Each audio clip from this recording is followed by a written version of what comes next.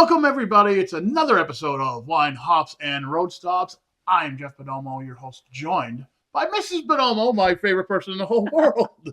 Hello. Hi. You look beautiful today. I like the little thing in your hair. Thank you. That is a very snazzy shirt. It is. I've had this shirt for a few years. I think I wore it once, and I'm pretty happy that I could wear it again. Looks good. So the slight weight drop is continuing. I'm not really taking any crazy medication or anything like that. I'm just kind of trying to be a little bit more active, so I can drink more and live longer, right? Yes. And talk to you, everybody out there in TV land and stuff. It's the middle of winter, and we have a packed show for you guys. We're going to talk about a lot of things. We're going to talk about, first thing we're going to talk about is a strange new style of beer that, well, it's not really new, but it's new to the United States.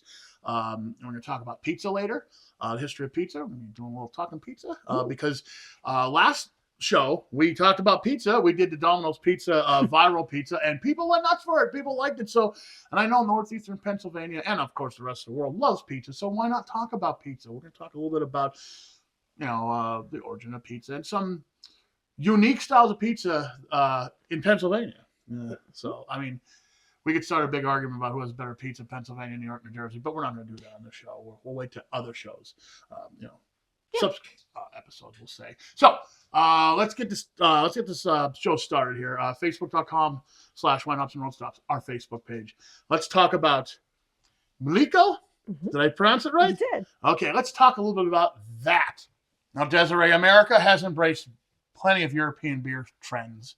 IPAs from England, Pilsners from Germany. But one Czech tradition is now bubbling up in the United States. It is Mlíko, a beer pour that's almost entirely foam. Imagine ordering a beer and getting a mug filled to the brim with what looks like froth-up dish soap. Now, before you start waving down to your bartender and protest, know this. Mlíko isn't a mistake, it's a craft.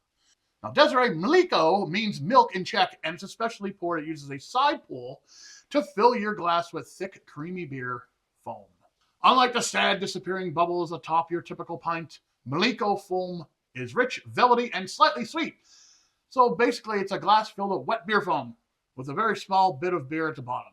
With American craft breweries always looking for the next big thing, some breweries are now equipped with Czech-style side pull taps and offering these unique pours. Now, you're going to ask yourself, I know you're asking, should I try it?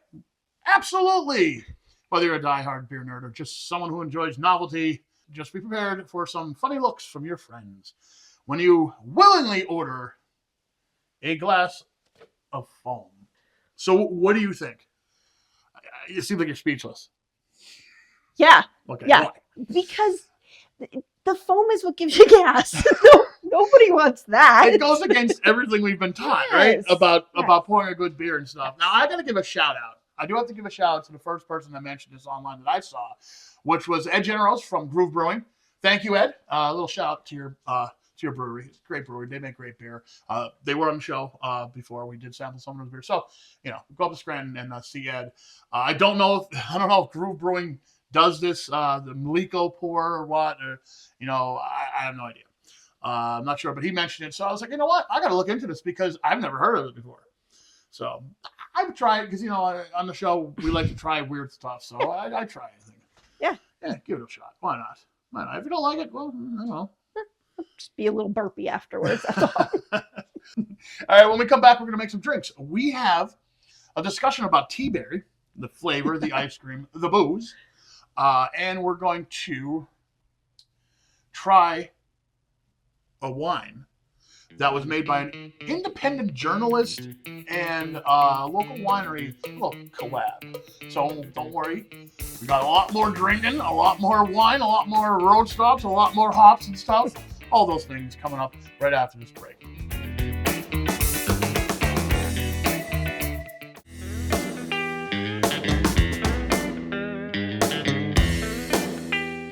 Welcome back to Wine, Hops, and Road Stops. We are about to make a drink, but before we do, we got to talk a little about our Facebook group.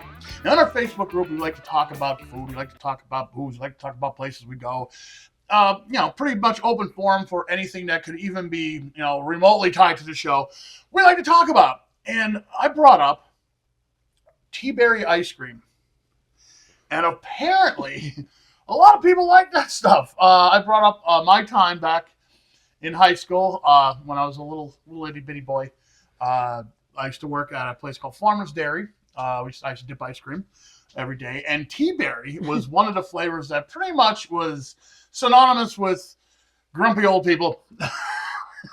Just saying, that's how it was, and I didn't like it. It tastes kind of like Pepto, but a lot of you like kind of piled on me. You're like, no way, Teaberry's the best thing in the world. So we had to seek out some Teaberry Moonshine from our friends at the Jackass Distillery. So we have Teaberry Moonshine right here, and let's get 2 glasses out there.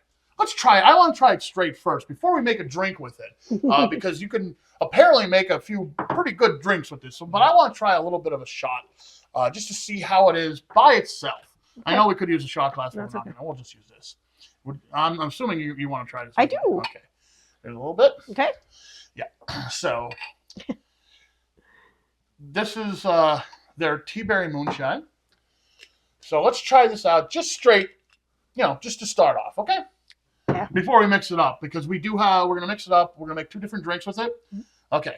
And you're going to lead that one off because I'm not sure how to make these drinks. You just tell me what to put in those glasses and I will. But first of all, oh boy, that's a big, strong smell of Teaberry. I love it. Okay, let's try it.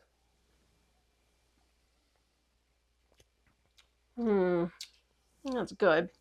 It tastes more like the ice cream than I thought it would, actually. It tastes like the gum. I always liked the gum. Mm-hmm.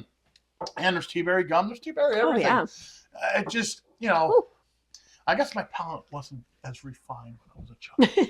I don't know. So we're going to try some drinks now. You may hear our dogs marching into our studio here. What are you going to do? I hear the jingle jangle of the collar over there. Our huskies guarding the back door because there's deer. There's a lot of deer, apparently. All right, so enough of that. Let's make some drinks. Okay, are you done? Are you done shaking yourself? You good now? Okay. All right, so let's make some drinks. Okay. Which one are we doing first? First, we are going to do I believe Candace from Jackass called this rainbow sherbet. Okay. So what do I got to do? A shot and a half of Teaberry. Okay. Oh, we're going to measure. Okay. Yeah. Okay. All right. Alrighty. That's a large shot glass, I think. Yeah, I don't think this is really an actual. I think it's like more like a double, actually. And we're never that precise anyway. Just whatever, put it in there. Whatever. All right. Okay. All right. And then we're gonna crack open some Fanta orange. All right. Does it have to be Fanta or it could be any orange? Orange soda. How much of it? Leave a little bit of room in the top there because we're gonna top that off. Okay, it was a little can, so. Okay. I love orange soda. And we're gonna now this makes me feel like a kid. And we're gonna top that off with some creamer. Alrighty. This is sweet creamer. You Right. can use French vanilla. More, I think, or no, I think that's good. Looks you don't need much. Nice color. Yeah. You don't need too much. Okay. All right. Here you go. Stir that up a little bit. Oh, okay. Yeah. Of course, we got to stir it up. Yeah. I just want to drink it. Ooh, look at that. It does look like sherbet. It's been a long day. It's been a long week. It's been only a year. It's February. All right. Here you go, Mrs. Bonoma. All righty. All righty. All right. Cheers.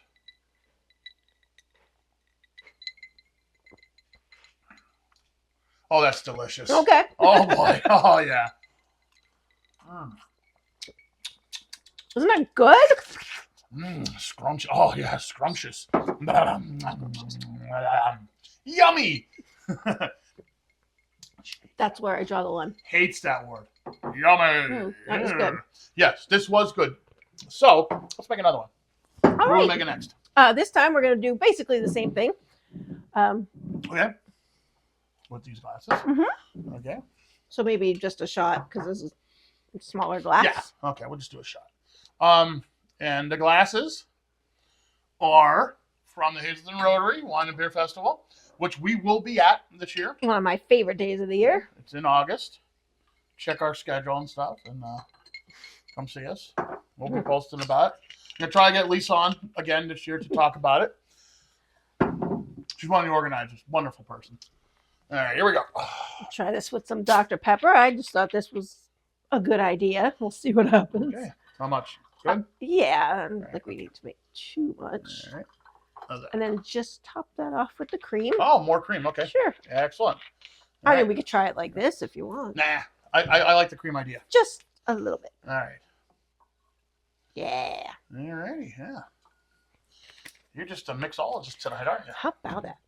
I'm an intoxicologist. Funny. I just made a face at you. I'll make sure that's on the thumbnail for this video when it goes online. I can't wait. Okay. Let's try it. This is Ooh. now what is this called? I don't know. Okay. I made it up. All right.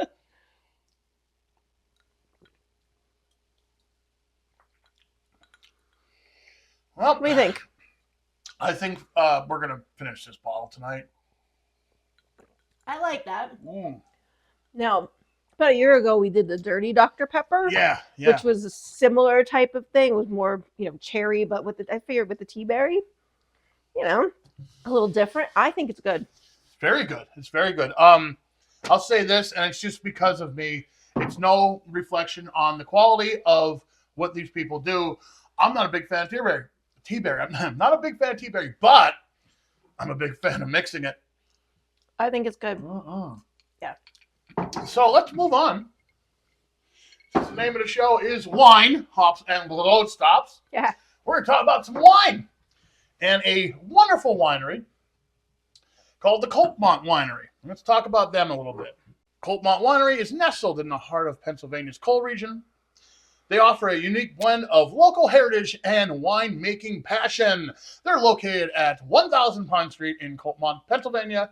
Now, this charming establishment has become a beloved destination for both residents and visitors. The winery is renowned for its diverse selection of handcrafted wines, each reflecting the rich traditions of the area. Beyond its delightful offerings, the winery can accommodate up to 100 guests for various events. And, of course, most importantly, they have live music, and I have played there a few times. The last time I was there was a wine that I noticed called Hobart. The Hobart News wine. This is a sweet wine that was made by Hobart News, which is an independent Facebook page. There is an independent journalist. I don't know much about him. Actually, I don't know anything about him, actually. But, I mean, the label got me. I mean, there he is, just flexing. They also make hot sauce. He also makes his own hot sauce, which I thought was kind of strange. He's a journalist, hot sauce maker, and apparently teamed up with the Coltmont Winery to make a wine. So we're going to try this. I don't know what to expect. There you go. I'm kind of happy that it's white wine. Usually we Yes. end up with red wine on the show for some reason, but pretty excited about this. Yeah, I like red wine. I like all wine though. So this is a sweet white. Is that what it says? Yeah, just a Hobart sweet. I don't know. I don't know what I'm supposed to even expect with this. So Well, let's just try it. let's then. just drink it. Ooh. Ooh. Oh, that's nice. Mm-hmm. I guess Ooh. I know what we're doing tonight. Ooh, I like this. This, yeah, it's not gonna last long. This is my kind of wine. Coltmont, Hobart. Nice job. Yeah, really. This is just sweet enough too. Mm-hmm. Not overly sweet, not like sickening sweet. No. Mm. Goes down nice, smooth. Yeah. I'll always say this, we do like wine, but we're not wine connoisseurs at all. Not even remotely. We know what we like, and we like this. So, I like this. I like it. You can tell when she doesn't like something. Like people said that. People just said that today, actually, on I our know. Facebook page. Yeah. No, this is good. Yeah. Very cute. Well, Very cute wine glass. close that to I have. Valentine's Day. It is close to Valentine's. And this cute little glass hides my lipstick prints. There you go. They just blend right in. So, there you go. There's our wine. There's our drink for the show. We're going to take a short break. When we come back, we're going to talk pizza. We're going to talk pizza. Cannot wait, because I love pizza. So don't go away. There's more wine, hops, and road stops coming up.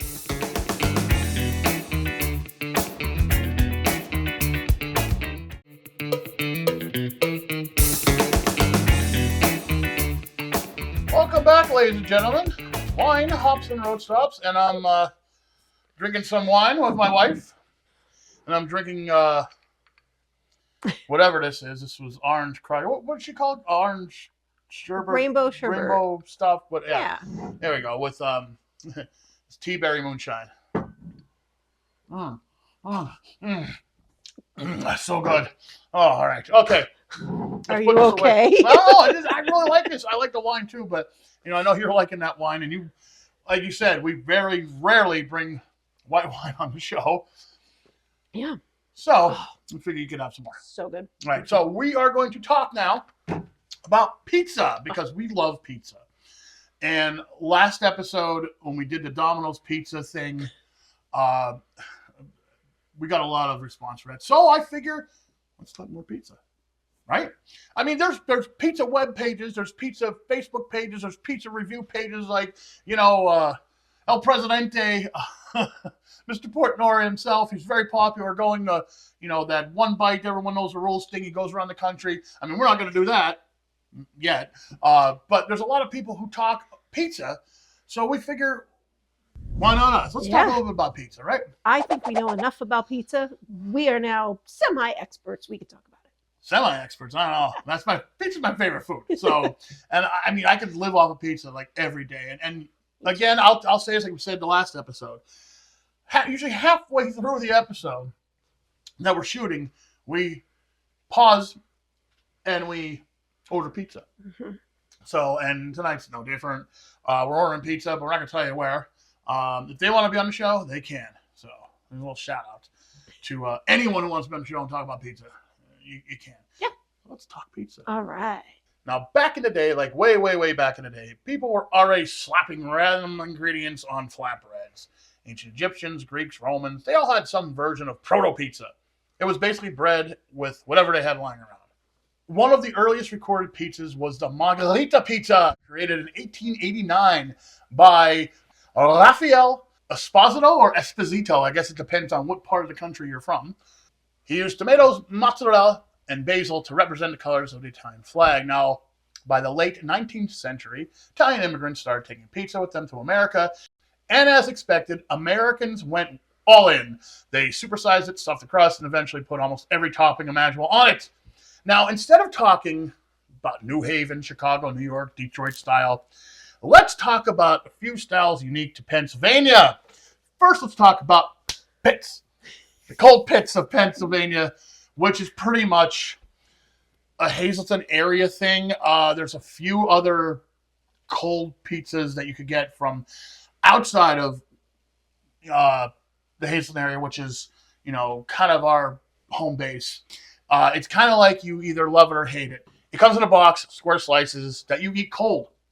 And you may want to check out this mini documentary I did on it when I did the TV show Off the Beaten Path for WYLN. We go through the whole history of that. It's breakfast, it's lunch, it's dinner, it's everything. And it has to be like room temperature, really. Not cold. Don't throw it in the freezer or refrigerator or whatever. And don't warm it up.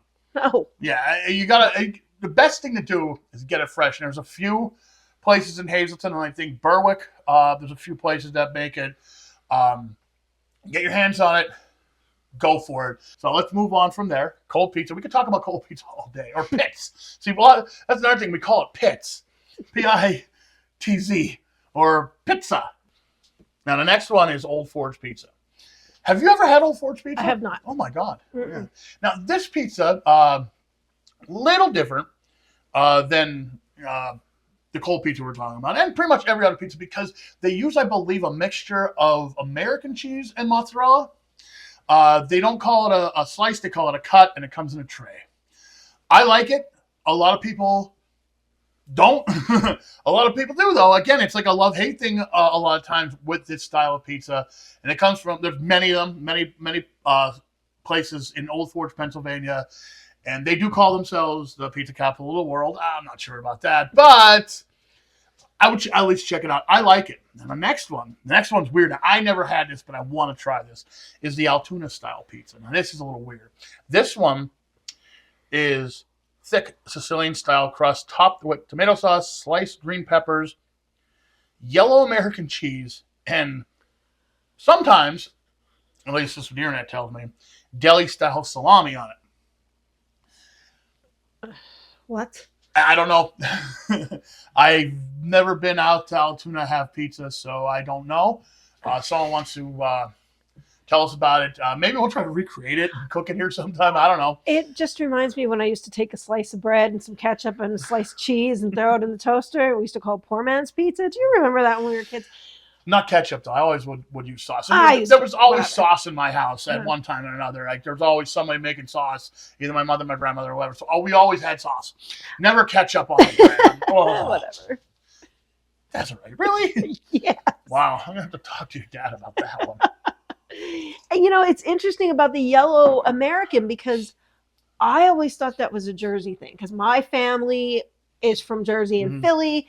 They would get the yellow American. We always got the white here. So to hear that there's yellow American in middle of Pennsylvania on pizza, that's a little strange to me. Yeah. Well, speaking of American cheese, the yellow American, a friend of ours, Leanne. Hi, Leanne. I'm going to give a shout out to Leanne. She told me, like, after the cold pits ages, it stays out for a couple days, to get it back to actually being edible.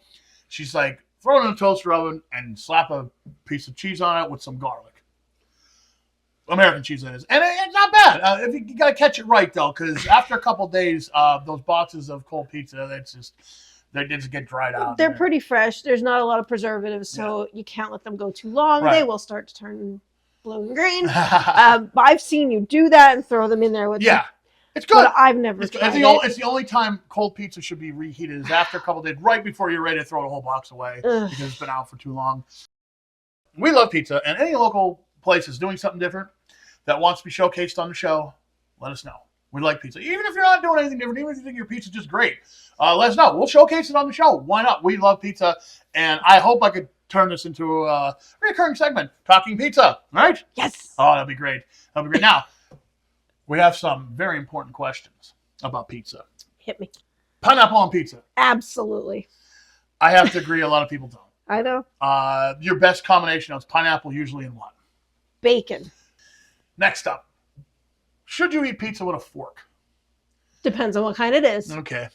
Well, I mean, the correct way I say to eat pizza is to fold it and eat it.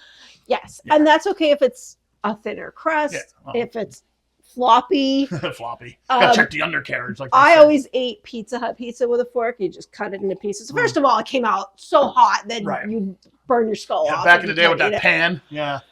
So we would cut that up with a fork and eat it because the crust was thicker. So I think it just depends on the crust. Now here's the thing. If and when we find ourselves in Italy, you're supposed to eat it with a knife and fork in Italy. Really? So the internet tells me. That's what some videos have told me. I did some research this past week. We're watching pizza videos. So there you go. If I go over there and eat it with a fork and knife, is somebody going to come and like pick me up by my ears and be like, back to America with you because disgracing pizza? I'm pretty sure like what they think, what pizza actually is over there is a little bit different than what pizza is here. I bet it's delicious. I'm pretty sure it's a personal size most of the time, and it's like a margarita. We always get a personal size pizza. No matter how big it is. If you believe in yourself enough, any pizza can be personal, right? That's right. When you order a pizza with no toppings, and this is one that always bothered me, okay? And it's one of those words. It's almost like moist when you say a certain word to me when you're ordering a pizza. It's almost like as annoying as moist. When you order a pizza with no toppings, is it a cheese pizza or is it just a pizza? So when you call and say, I want to order a pizza, you say, I want a plain pizza or a cheese pizza? I just say a pizza. What is it? I just want pizza. Yeah, it's a pizza. Plain pizza. When people call it a cheese pizza, it really, it's like, because the cheese is a given. Right. Okay. Yeah. Okay. Yeah, it's like. Can you say a plain pizza though? I guess. Or just I want to order a large pizza. I mean, if they're like, "Oh, what do you want on?" You can say, "Oh, just a plain." Right. If you say the word cheese pizza to me, oh God, it's like saying moist. I better stop saying that word. Or yummy to her. Yeah. Mm. So don't order a moist, yummy cheese pizza. No, my head will explode. No, don't do that. Don't do that. I think that's all we got about the pizza. That's all we got about the pizza. All right. For sure. Right? Yeah. So there you go. Talking pizza. We got a little bit more Wine Hops and Road Stops coming up after the break. Don't go away.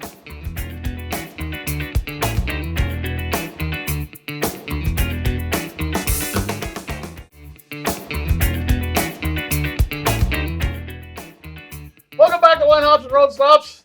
I'm pouring wine again from the wife because, she's enjoying the Hobart News one. Thank you for everyone that's watching the show. Again, I got to say, please subscribe to our YouTube page where you'll find additional content, a lot of additional content. Videos of us talking about movies and TV shows we watch, other things, pizza. Yeah. We're always working on something new too, so you never know what you're gonna find on there. Right, and I just kind of add stuff. There's no real schedule. It's just like boom, it's there. You just gotta check.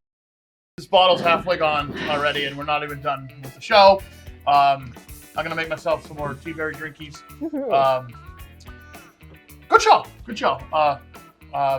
We're not gonna try one a Czech beer this episode because I don't know where to get one. I feel like you wanted like a chest bump there. Good show. How much did you pregame? I didn't. Too much. All right, that's it. We'll see you next time on Wine Hops and Road Stuff. Good night. Life's too short to drink bad anything. Bye.